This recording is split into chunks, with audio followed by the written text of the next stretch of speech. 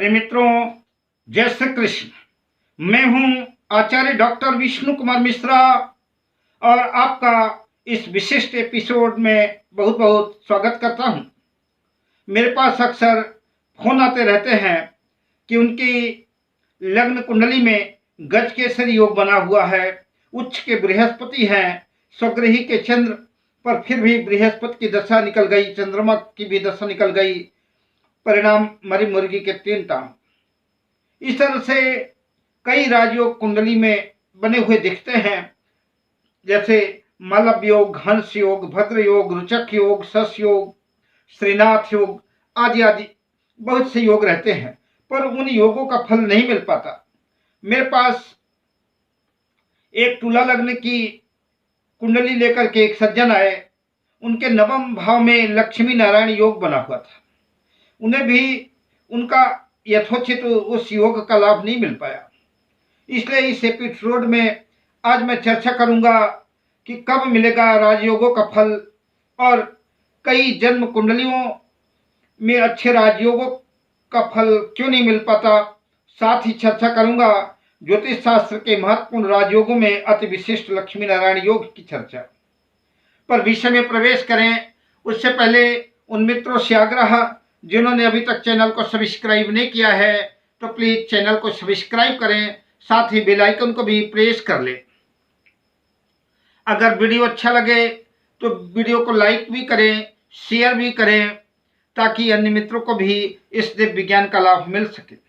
तो आइए जानते हैं लक्ष्मी नारायण योग कैसे बनता है, इस योग की फलश्रुति क्या है।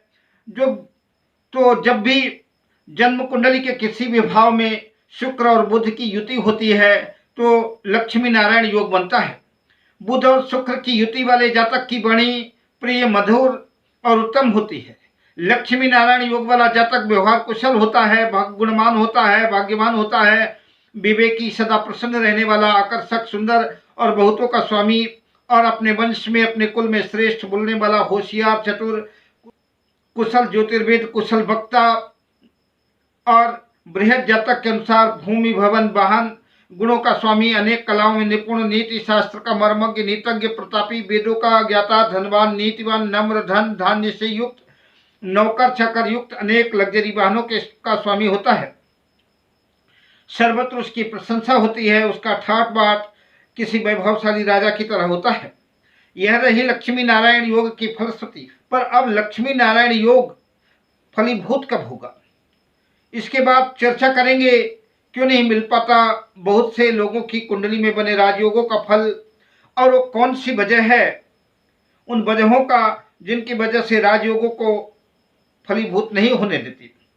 तो सबसे पहले हम चर्चा करते हैं लक्ष्मी नारायण योग ही नहीं वरन कोई भी राजयोग हो कब अपना फल देते हैं, कब फलीभूत होते हैं। तो इस एपिसोड में हम चर्चा चल रही है लक्ष्मी नारायण योग की। तो लक्ष्मी नारायण योग 2 ग्रह बुध और शुक्र के संयोग से बनता है। तो जातक की जन्म कुंडली में जब भी शुक्र या बुध की दशा या अंतर्दशा आएगी तब उस योग का फल मिलेगा। तो जैसा कि आप जानते ही हैं कि कुंडली के किसी भी भाव में 2 या 2 से अधिक ग्रहों की युति हो तो कोई योग बनता है। कम से कम योग बनने के लिए 2 ग्रह होने ही चाहिए। जैसे गज केसरी योग के लिए गुरु और चंद्र का होना आवश्यक है, ऐसा ही लक्ष्मी नारायण योग बनने के लिए 2 मित्र शुक्र और बुध की युति भी आवश्यक है। अब यह सिद्ध हो गया कि योग बनने के लिए कम से कम 2 ग्रह का होना जरूरी है। यह भी पता चल गया कि योग का फल उन योग कारक ग्रहों की दशाओं पर मिलेगा। 2 ग्रहों में किस दशा के ग्रह की दशा में फल मिलेगा, तो इसके लिए सर्वप्रथम यह देखना होगा कि उन दोनों ग्रहों में ज्यादा बलवान ग्रह कौन सा है। इसके लिए निम्न तरीका काम में लेना चाहिए।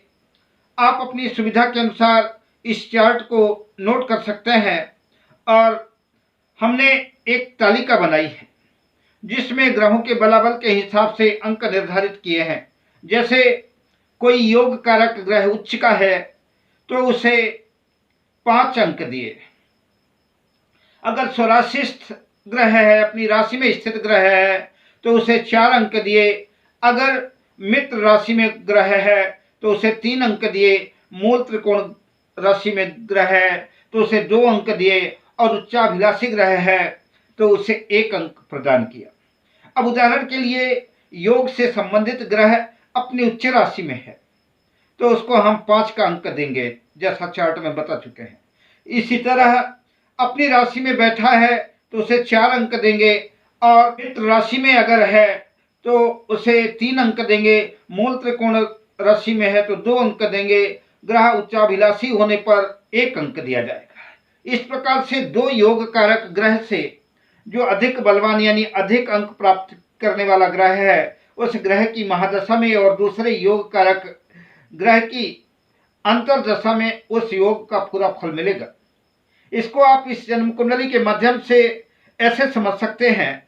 यह प्रस्तुत जन्म कुंडली वृषभ लग्न की जन्म कुंडली है। इस कुंडली में एकादश लाभ भाव में शुक्र और बुध की युति है। शुक्र लग्नेश भी है और अपनी उच्च राशि में ही है। यद्यपि बुध मीन राशि में नीच हो जाते हैं फिर भी यह योग फलीभूत होगा, और जातक शुक्र और बुध की दशांतर दशा में खूब पैसा कमाएगा। वैसे तो लक्ष्मी नारायण योग के अतिरिक्त नीच राजभंग योग भी बन रहा है, क्योंकि बुध मीन राशि में नीच हो जाते हैं और शुक्र मीन राशि में उच्च के हो गए, तो यह योग और भी सशक्त और बलशाली हो गया।